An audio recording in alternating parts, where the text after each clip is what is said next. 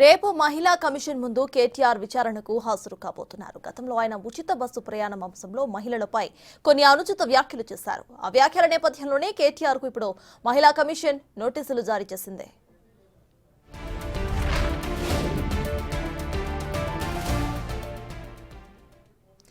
KTR court మహిళా commission నుండి నోటీసులు జారీ అయ్యాయి. ఇదే విషయంపై పూర్తి డీటెయిల్స్ మా ప్రతినిధి సైదులు లైవ్ లో అందించడానికి సిద్ధంగా ఉన్నారు. సైదులు చెప్పండి, ఈ నోటీసులకు అటు బీఆర్ఎస్ నుండి కేటీఆర్ నుండి ఎటువంటి సమాధానం వచ్చే అవకాశం ఉందనుకోవచ్చు, అక్కడ అప్డేట్స్ ఏంటి? సర్తాజ్ కొద్దిసేపటి క్రితమే రాష్ట్ర డీజీపీని బీఆర్ఎస్ పార్టీ వర్కింగ్ ప్రెసిడెంట్తో పాటుగా బీఆర్ఎస్ పార్టీ ఎమ్మెల్యేలు మాజీ ఎమ్మెల్యేలు అందరూ కూడా కలవడం జరిగింది. కలిసిన తర్వాత ఆయన మీడియాతో కూడా మాట్లాడడం జరిగింది. అయితే మహిళా కమిషన్ ఇచ్చిన నోటీసులపైన ఆయన స్పందించారు. అయితే రేపు ఖచ్చితంగా మహిళా కమిషన్ విచారణకు నేను హాజరవుతున్నానని చెప్పేసి కూడా ఆయన చెప్పడం జరిగింది. సో రేపు ఇక ఎన్ని గంటలకి హాజరవుతారనేది కూడా మనకి కాసేపట్లో ఇటు బీఆర్ఎస్ పార్టీ వర్గాల ద్వారా తెలిసే అవకాశం అయితే ఉన్నది. సో రేపు ఖచ్చితంగా ఇక ఆయన చేసిన వ్యాఖ్యలు ఏదైతే ఉందో, గతంలో తెలంగాణ భవన్లో ఇటు మన స్టేషన్ గన్పూర్ నుంచి కొంతమంది కాంగ్రెస్ పార్టీ నాయకులు బీఆర్ఎస్ పార్టీలో చేరుతున్న సందర్భంగా ఆయన ఆ రోజు చేసిన వ్యాఖ్యలు, అంటే మహిళల ఉచిత బస్సు ప్రయాణం పైన ఆయన మహిళలపైన కొన్ని అనుచిత వ్యాఖ్యలు చేశారు. అంటే మహిళలకి సంబంధించి చాలా ఇబ్బందులు పడుతున్నారు, అవసరమైతే బస్సులు పెంచండి, పెంచిన తర్వాత అందులో మహిళలు రికార్డ్ డ్యాన్సులు బ్రేక్ డ్యాన్సులు వేసుకోమనండి, నాకేంటి అని చెప్పేసి కూడా ఆయన మాట్లాడడం జరిగింది. ఆయన వ్యాఖ్యలపైన పెద్ద ఎత్తున ఇటు చర్చనీయాంశంగా మారాయి. మంత్రులందరూ కూడా ఖండించారు. మహిళా సమాజం అంతా కూడా కేటీఆర్ వ్యాఖ్యల్ని ఖండించడం జరిగింది. సో దాని తర్వాత ఆయన వెంటనే యథాలాపంగా వచ్చిన వ్యాఖ్యల పట్ల నేను చింతిస్తున్నాను అని చెప్పేసి కూడా ఆయన క్షమాపణ, అంటే ఇటు మహిళల్ని రిక్వెస్ట్ చేసుకున్న పరిస్థితి కనిపించింది. సో ఇక ఖచ్చితంగా ఇటు మహిళా కమిషన్ కూడా కొంతమంది ఫిర్యాదు చేయడంతో కేటీఆర్ వ్యాఖ్యలపైన సో మహిళా కమిషన్కి ఆయన మహిళా కమిషన్ నుండి నోటీసులు అందుకున్న తర్వాత రేపు విచారణకు హాజరు కావాల్సిందని చెప్పేసి ఈరోజు మనం మీడియా సమావేశంలో ఆయన అడగగా ఖచ్చితంగా రేపు నేను విచారణకి హాజరవుతానని చెప్పేసి కూడా చెప్పడం జరిగింది. దాంతో పాటుగా ఇక చూసాం మనము హైడ్రా, అంటే సీఎం రేవంత్ రెడ్డి వచ్చిన తర్వాత హైడ్రా ఏదైతే ఉందో, ఎవరైతే బఫర్ జోన్లో ఎఫ్టీఎల్ పరిధిలో పెద్ద ఎత్తున అక్రమాలు నిర్మించారు కాబట్టి, పెద్ద పెద్ద ఫామ్ హౌస్లు కూడా కట్టుకున్నారు కాబట్టి వాటిపైన కొరడా జల్పిస్తుంది. అయితే గత కొంతకాలంగా కూడా జన్వాడ ఫామ్ హౌస్, అంటే అక్కడ కేటీఆర్ ఫామ్ హౌస్ నిర్మించుకున్నారని చెప్పేసి పెద్ద ఎత్తున బిగ్ టీవీ కూడా కథనాలు వెలువరించింది. అయితే సో దానిపైన ఎన్నడూ కూడా ఆయన మాట్లాడిన పరిస్థితి లేదు. కానీ తొలిసారి ఎప్పుడైతే జన్వాడ ఫామ్ హౌస్ హైడ్రా అధికారులు కూల్చివేస్తారని చెప్పేసి ఎప్పుడైతే పెద్ద ఎత్తున చర్చ జరిగిందో, అప్పుడు కేటీఆర్ కూడా ఆయన ఫామ్ హౌస్పై స్పందించడం జరిగింది.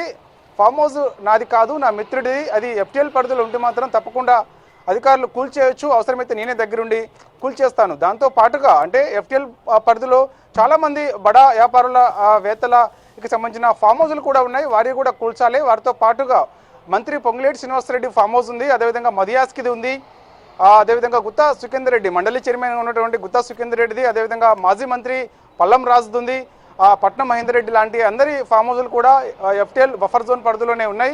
సో వారందరి ఫామ్ హౌస్లు ఖచ్చితంగా కూల్చితే తర్వాత మా ఫామ్ హౌస్ కూడా కూల్చండి అని చెప్పేసి కూడా ఆయన చెప్పడం జరిగింది. సో ఇక కేటీఆర్ వ్యాఖ్యలపైన కొద్దిసేపటి క్రితమే ఇటు మంత్రి రెవెన్యూ శాఖ మంత్రిగా ఉన్నటువంటి పొంగులేటి శ్రీనివాసరెడ్డి కూడా స్పందించారు. ఆయన కొద్దిసేపటి క్రితమే గాంధీ భవన్లో కూడా మీడియా సమావేశంలో కేటీఆర్ వ్యాఖ్యలపైన ఆయన మాట్లాడుతూ, ఎక్కడైతే ఎఫ్టీఎల్ పరిధిలో నా ఫామ్ హౌస్ ఉందని చెప్పేసి కేటీఆర్ మాట్లాడుతున్నారో, కేటీఆర్ ఖచ్చితంగా ఒక టేపు మీటర్ కొనుక్కొని రాండి, రేపు నేను కూడా ఇదే మన గాంధీ భవన్ నుంచి ఇటు హైడ్రా కమిషనర్గా ఉన్నటువంటి రంగనాథ్ని ఆదేశిస్తున్నాను, ఒక్క ఇటుక ఉన్నా కూడా ఖచ్చితంగా అది నా ఫామ్ హౌస్ ఖచ్చితంగా కూల్చేయచ్చు అని చెప్పేసి కూడా నేను హైడ్రా కమిషనర్గా ఉన్నటువంటి రంగనాథ్ని ఆదేశిస్తున్నానని చెప్పేసి కూడా ఆయన సవాల్ ఇస్తున్నారు. సో ఇక దానికి సంబంధించి ఎక్కడ కూడా నీలాగా, అంటే కేటీఆర్ లాగా నాకు ఎక్కడ కూడా ఫామ్ హౌస్ ఉండి కూడా లేదు అని చెప్పేసి నేను చెప్పలేదు. ఖచ్చితంగా అక్కడ నాకు ఫామ్ హౌస్ ఉన్నమాట వాస్తవమే, కానీ ఎఫ్టీఎల్ పరిధిలో కానీ బఫర్ జోన్ పరిధిలో కానీ నాకైతే ఫామ్ హౌస్ మాత్రం లేదని చెప్పేసి కూడా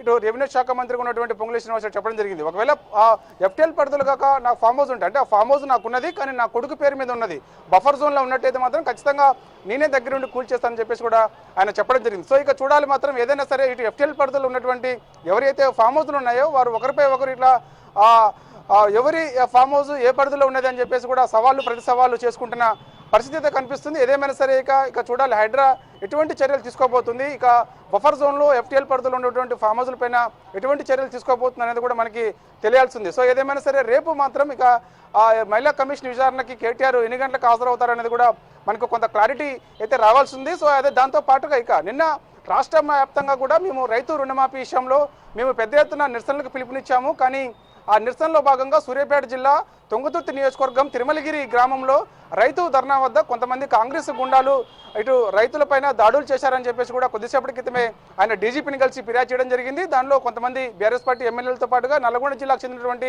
ఉమ్మడి మాజీ ఎమ్మెల్యేలు కూడా ఉన్నారు.